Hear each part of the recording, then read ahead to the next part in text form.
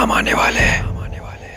अगर आप इस वीडियो को मॉर्निंग में देख रहे हो तो सारा दिन पड़ा है आपके पास। अगर दोपहर में देख रहे हो तो आज के 6-7 घंटे फिर भी बचेंगे आपके पास। अगर नाइट में देख रहे हो तो कोई बात नहीं, सुबह उठकर फिर से देख लेना इस वीडियो को। ये वीडियो देखने के बाद आपका एग्जाम को लेकर जो स्ट्रेस है बिल्कुल गायब होने वाला है और पढ़ाई पर ध्यान लगने वाला है, क्योंकि अब आप डिसाइड करोगे कि इन घंटों को आप कैसे यूटिलाइज करोगे। मुझे पूरा विश्वास है ये एडवाइस 100% काम करेगी। लेकिन उससे पहले आपको एक छोटी सी कहानी सुनाता हूँ। एक बार एक बूढ़ी औरत एक गांव में अकेली रहती थी। उसका ना कोई पति था, ना बच्चे और ना ही कोई रिश्तेदार। बस वो अकेली रहती थी और अपना पेट पालने के लिए, अपना गुजारा करने के लिए रुई काटने का काम करती थी। मतलब कि वो रुई को धागे में बदलकर बाजार में बेचा करती थी।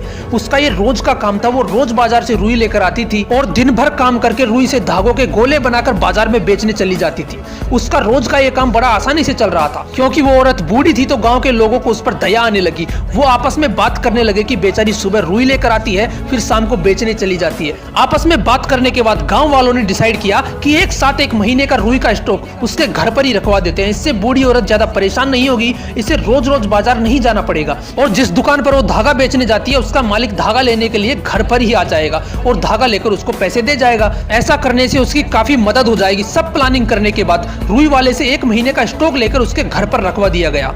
शाम को जब दुकान वाला उस औरत के पास धागा लेने गया तो उसने देखा कि उस औरत ने कुछ भी काम नहीं किया था। दुकान वाले ने सोचा कि शायद बूढ़ी औरत है इसलिए काम करने की हिम्मत ना हो। लेकिन दुकान वाला दूसरे दिन फिर गया, लेकिन दूसरे दिन भी वही हाल था। तीसरे दिन गया तो तीसरे दिन भी वही हाल। जब वो चौथे दिन उसके घर गया तो उसने देखा कि वो बूढ़ी औरत बिस्तर पर बीमार पड़ी हुई है। उस व्यक्ति ने गांव के कुछ लोगों को बुलाया। लोगों ने जब उस बूढ़ी औरत से पूछा कि माँ जी क्या हुआ, आपको अचानक बीमार कैसे हो गए, तो बूढ़ी औरत ने जवाब दिया कि बेटा जब से तुमने मेरे घर पर इतनी रुई रखवाई है तब से मुझे चिंता खाई जा रही है कि इतनी रुई मैं कैसे काटूंगी। और इसी चिंता में मैं शुरू ही नहीं कर पाई और इतनी परेशान हो गई कि जिससे ना कुछ खाने का मन हो रहा था और ना ही कुछ सोच पा रही थी। इसलिए धीरे धीरे तबीयत खराब हो गई। उस औरत की बात सुनकर उन लोगों को अपनी गलती समझ में आ गई कि उन्होंने रुई का इतना बड़ा गट्ठर रख दिया था कि जिस पर काम करने का ख्याल ही उस औरत को डरा रहा था और उस औरत को चिंता दिए जा रहा था। वो रोज थोड़ी थोड़ी रुई तो काट सकती थी, लेकिन इतनी सारी रुई देखकर वो चिंता में पड़ गई, वो स्ट्रेस में आ गई। और यही इस वक्त आपके साथ हो रहा है। एग्जाम सर पे है, सिलेबस पूरा पड़ा है, मैंने तो कुछ पढ़ा ही नहीं अभी तक।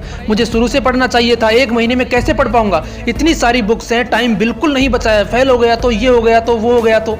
ओ भाई रुक, दिमाग फट जाएगा इतना स्ट्रेस लोगे तो। अब आपको करना क्या है वो ध्यान से सुनो। सबसे पहली बात, भूल जाओ कि आपने अब तक क्या किया है, कितनी लड़की या कितने लड़कों को मैसेज किया है, Facebook, WhatsApp, TikTok, PUBG, Instagram, दोस्तों के साथ मस्ती, सब कुछ भूल जाओ। अभी सब कुछ दिमाग से निकाल दो। गलती हो गई आपसे जो आपने शुरू से मेहनत नहीं की, कोई बात नहीं, जो हो गया सो हो गया। अब करना क्या है ध्यान से सुनना। एग्जाम सर पे है, सिर्फ 1 महीना बचा है। अगर आप ये सोचो कि 20-20 घंटे पढ़कर सारा सिलेबस 1 महीने में निपटा दोगे, सारे बुक्स को एक साथ लेकर बैठ जाओगे, तो आप सबसे बड़ी गलती करोगे उस बुढ़िया की तरह, क्योंकि आप एक साथ इतना सारा कभी याद नहीं कर पाओगे। ये बात आप भी जानते हो कि आप स्वामी विवेकानंद नहीं हो। अगर उनकी 10% क्वालिटी भी आपके अंदर होती तो एग्जाम का स्ट्रेस नहीं होता।